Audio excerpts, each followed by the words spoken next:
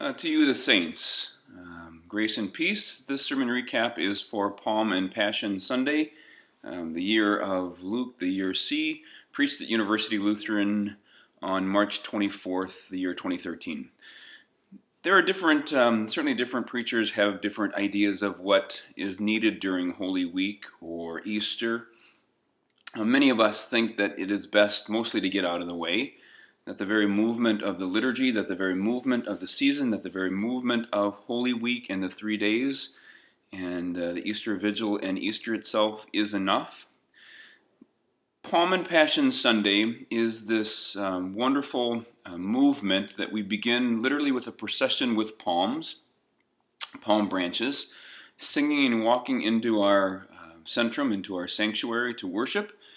And then the service is minimized, reduced, so that there is room at the end of the service to hear most of the long reading of the Passion, the suffering of our Christ from the Gospel of Luke. And so that's what I would have you do this week.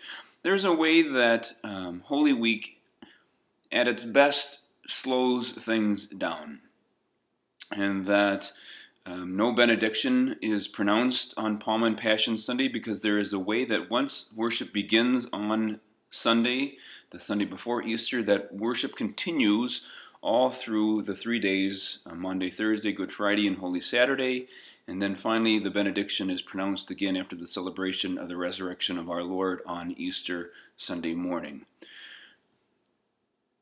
Just a simple thought in reading from Luke's triumphal entry of Jesus into Jerusalem, and then hearing the Passion read from Luke, that Luke has been at this for a while. Luke chapter 8, the wild man in the wild place, dressed wildly, that is, naked, living in a cemetery, who proclaims at Luke 8, "What do you have to do with us, Jesus, Son of God?" And then Herod is confronted with this Jesus, his disciples who go out and teach and preach and heal and cast out and cleanse. And Herod says, "Who is this guy? Who is this Jesus?" And some say he's Elijah, and some say he is one of the prophets, and some say to Herod, he is John the Baptist, whom you have beheaded. He has been reheaded and relived, and this is the one who comes to make trouble for you. But Herod says, no, that's not it. Who is this Jesus? And in Luke chapter 8, Herod wishes to see Jesus. Luke 9, Jesus poses that exact same question to his disciples. Who do people say that I am? Who do the crowds say that I am? Some say Elijah, some say the prophet, some say John the Baptizer, relived. Then Jesus says to them, "But who do you say that I am?" And Peter makes the confession, "You are the Messiah." And then Jesus, at the end of chapter 9 in Luke, literally turns his face toward Jerusalem to say to Peter and to the rest and to us, this is the kind of Messiah that I am, that I go to Jerusalem to die. So that in the reading then of the long Passion, we hear that when Herod meets Jesus in the Passion story in Luke, that he is glad to see him.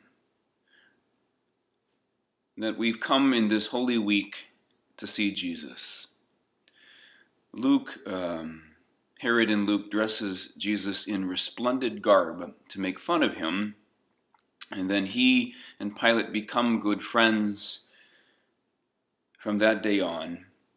Pilate asks Jesus, "Are you the King of the Jews?" The Sanhedrin in Luke ask him, "Are you the Son of Man?" And yet our Philippians text from yesterday, that because this Jesus, who was in the form of God, did not consider being that something to be used for exploitation, emptied himself and took the form of a slave, a servant, and became obedient to death, even death on a cross. And because of this, in God's good favor, God gave Jesus the name that is above every name. That's the name that every knee in heaven and on earth and below the earth, every knee should bow and every tongue confess that this Jesus Christ is Lord. In these holy days, that is Holy Week, slow down. Read the Gospel account, start to finish if you are able.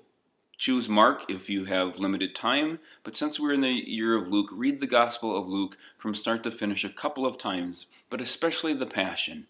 And let the movement of Luke, let the movement of the story, let the movement of Jesus' suffering be for you the movement of the weak.